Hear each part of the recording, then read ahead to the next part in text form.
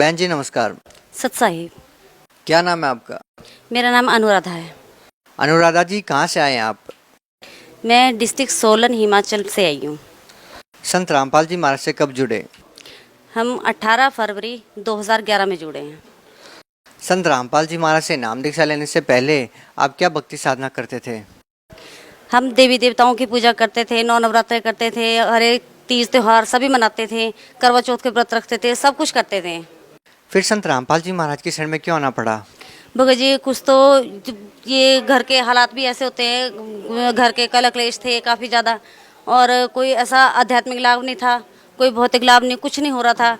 जो पूजा कर रहे थे फिर भी करते करते इतने दुखी थे कि हमारे को ये मार्ग चुनना पड़ा। संत रामपाल जी महाराज की शरण में कैसे आए, आपको कैसे पता चला? सर पता हमें ऐसे चला कि मैं ससुराल में नहीं, मैं मायके में रहती हूँ, तो पता नहीं है परमात्मा की दया होगी जो मैं परमात्मा के ज्ञान पाने के लिए मैं मायके में रह रही हूँ। तो वहाँ पे हमारे एक पड़ोसी भगत जी हैं, हमारे भाई हैं हुक्मदास जी, तो 2010 में वो जुड़े हुए थे सबसे पहले। तो वहाँ पे हमारे जो ग्राम देवता होता है, तो हम वहाँ जाते थे, घर की मतलब सारी पूजा करते थे। हमने पानी उठा के ले जाना, आपको पता है हिमाचल में बॉडियाँ होती हैं, नलके वगैरह नहीं होते, कम समी होते हैं, तो हमने घर से पानी उठा के ले जाना, काफ़ी दूरी पर ले जाना। तो हमने मंदिर में खूब साफ़ सफाई करनी, सब कुछ करना। तो भगत जी हमारे हुक्मदास भगत जी हमारे देखते रहते थे घर से, तो वो देखते थे, तो उन्होंने सत्संग सुना हुआ था, उन्होंने उपदेश लिया हुआ था 2010 से। पर उन्होंने डायरेक्ट नहीं बोला है हमारे को कि तुम ये पूजा करो, ये व्यर्थ है, ये ऐसा नहीं है। तो उन्होंने अपनी भक्तमती को बोला कि आप इनको समझाओ कि जो ये पूजा कर रहे हैं वो सब व्यर्थ है, बाकी आप सत्संग सुना करो। उन्होंने इतना बोला, तो हम सत्संग सुनने लगे। तो उस दिन से ही हमने ये पूजा वगैरह सब छोड़ दी, जब से सत्संग सुनने लगे। तो सत्संग सुनने लगे, एक दिन ऐसा हुआ कि हुक्मदास जी के जो फादर थे उनकी डेथ हो गई। तो जैसे शाम को बैठने के लिए जाते थे, तो हम वहाँ पे चले गए बैठने के लिए जाते थे। तो वहाँ पे जो मरने के बाद गरुड़ पुराण पढ़ते थे, तो भगत जी ने वो पढ़ने नहीं दिया।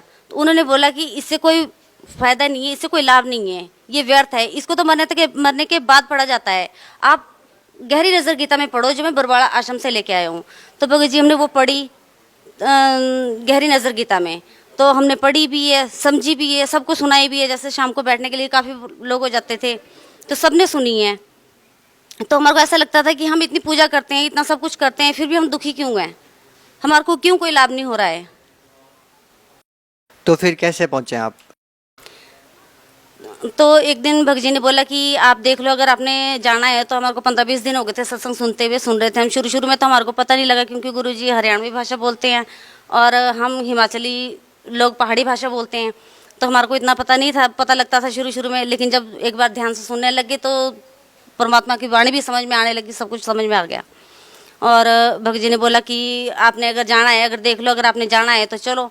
तो हम सिर्फ एक मात्र घूमने के लिए गए थे कि चलो घूम के देखते हैं क्या वहाँ का प्रोसीजर है, क्या सिस्टम है। वहाँ पे कुछ पैसे तो नहीं लगते, क्योंकि हम मिडिल क्लास फैमिली से बिलोंग करते हैं, हम इतना पैसा भी नहीं कहीं दे सकते हैं। तो हम जाते हुए चिंता भी हमारे को थी कि कहीं हमारे को कहीं कोई पैसा तो नहीं देना पड़ेगा, कहीं हमारे को खाने का तो नहीं पैसा देना पड़ेगा। तो इस डर से हम मतलब वैसे ही गए थे घूमने के लिए। तो जब वहाँ पे गए, वहाँ पे सत्संग सुना, वहाँ का सिस्टम देखा, तो भगत जी हमने नाम उपदेश ले लिया। संत रामपाल जी महाराज से नाम दीक्षा लेने के बाद आपको क्या लाभ मिला? सबसे बड़ा लाभ तो हमारे को ये मिला कि हमारे को आत्मिक शांति मिली। और लाभ तो बहुत सारे हैं, अगर परमात्मा के लाभ गिनाने लगूँ तो। लेकिन उसमें से एक मेन लाभ ये है कि मैं परमात्मा के संत रामपाल जी महाराज के द्वारा जो दी गई हमारे को दीक्षा है, मैं उसका सिमरन कर रही थी।